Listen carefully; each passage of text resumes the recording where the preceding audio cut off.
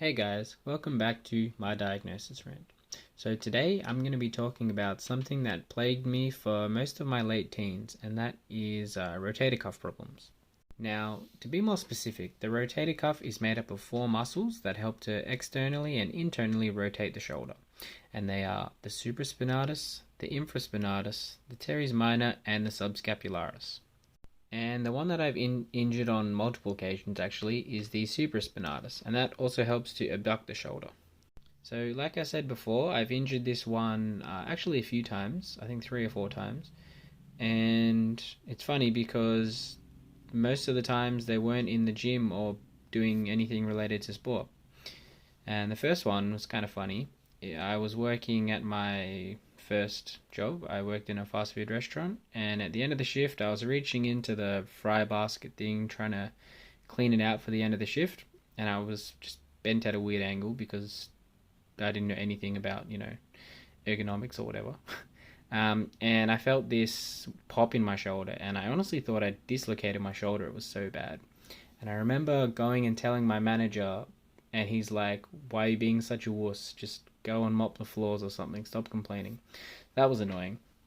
And the second time I injured it, which was a little bit further down the track, I was at the gym with one of my friends, and I was planking on one of those exercise balls.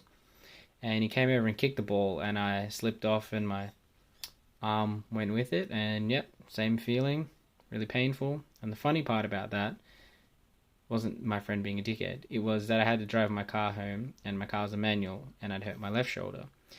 And yeah, it's pretty difficult trying to change gears when you can't really move your arm. And I think the only time I injured my rotator cuff actually playing sport was when I was playing touch footy, and all I did was someone was just running past me and just bumped the back of my shoulder, and I felt it go again. So that one was a strange one actually.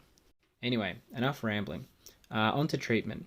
So the first time I injured it, I hadn't found a good physio at that point yet. So the physio I went to, pretty much all they did was they stuck those sticky pads on my shoulder and hooked it up to this little machine that sent electrical pulses into it, and then they just sent me home. They didn't even give me any education on not to use it at the gym, like overhead pressing or horizontal pressing. So obviously it got worse. Then it kind of just got better itself over time, but it took a really long time because I just kept agitating it. And then later on, when I found a good physio, they educated me on obviously not irritating it too much, but also helping to strengthen it through external and internal rotation, as well as shoulder extension, because that's important too.